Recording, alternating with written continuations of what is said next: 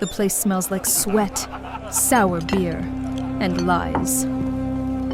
Every tavern I've ever walked into smells exactly the same. I'm at the back of the room, back against the dark wood wall, my glass almost empty.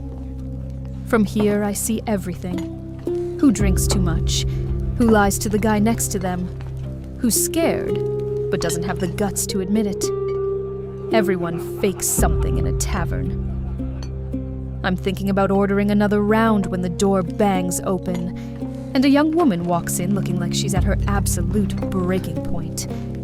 Messy hair, short of breath, her eyes sweeping the entire room from side to side. Drama. I take a slow sip and watch.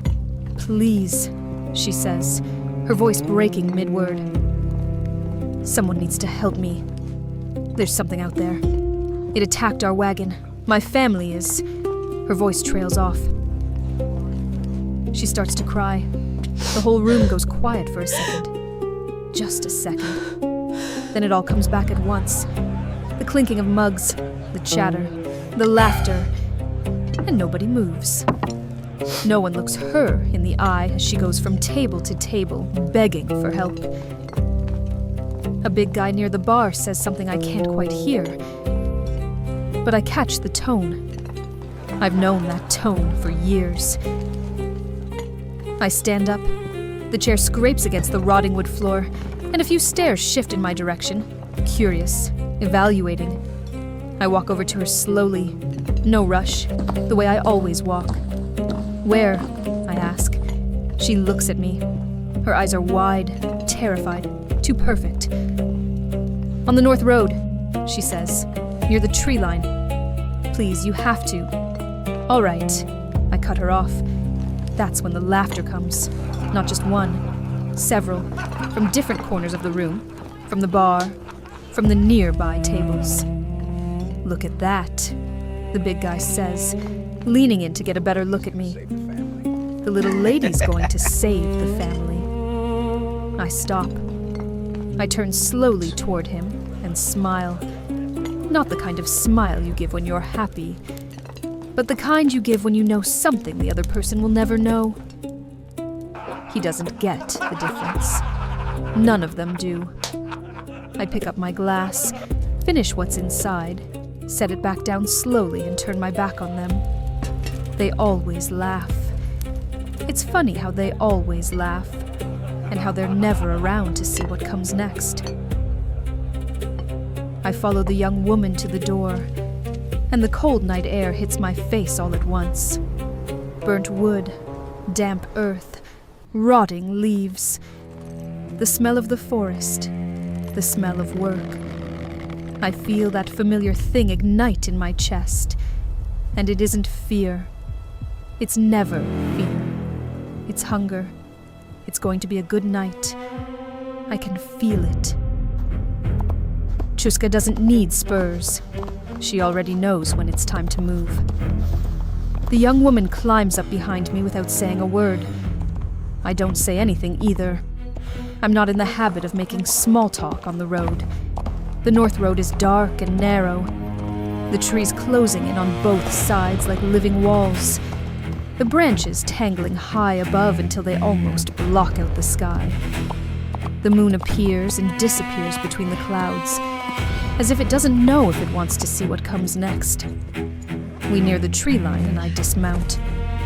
"Here," the young woman says, pointing into the forest. I tie Chuska to a branch and head in. The forest closes in around me fast. Damp leaves underfoot. A branch snapping every now and then. The smell of earth and living things saturating the cold air. Sounds change in here.